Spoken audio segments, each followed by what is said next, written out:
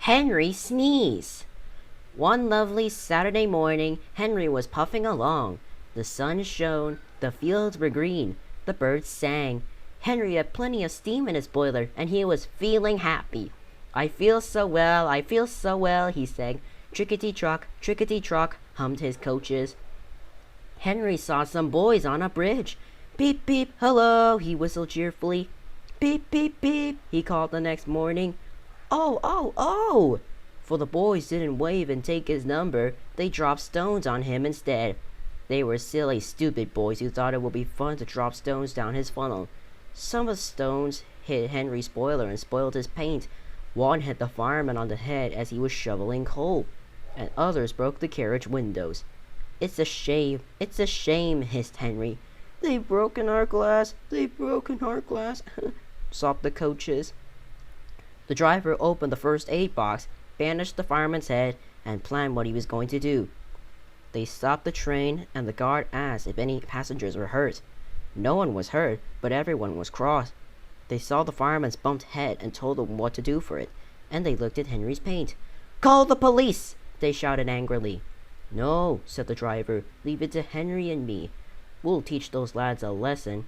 "What will you do?" they asked. "Can you all keep a secret?" Yes, they all said.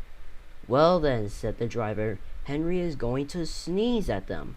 "What?" cried all the passengers. The driver laughed. Henry draws air in through his fire and puffs it out with smoke and steam. When he puffs hard, the air blows ashes from his fire into his smoke box, and these ashes sometimes prevent him from puffing properly. When your nose is blocked, you sometimes sneeze.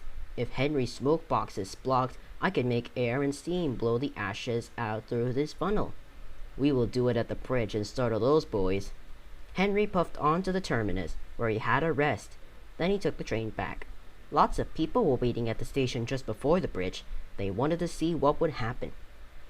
"Henry has plenty of ashes," said the driver. "Please keep all windows shut till we have passed the bridge. Henry's as excited as we are, aren't you, old fellow?" And he patted Henry's boiler.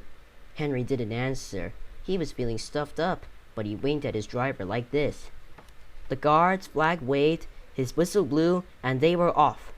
Soon in the distance, they saw the bridge, and there were the boys, and they all had stones. "Are you ready, Henry?" said his driver. "Sneeze hard when I tell you." "Now!" he said, and turned the handle. Achoo! Achoo! Achoo! Smoke and steam and ashes spouted from his funnel. They went all over the bridge and all over the boys, who ran away as black as soot. "Well done, Henry," laughed his driver.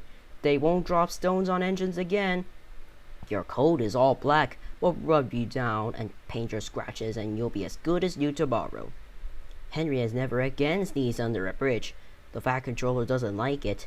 His smoke box is always cleaned in the yard while he is resting. He has now gone under more bridges than he can count, but from that day to this there have been no more boys with stones.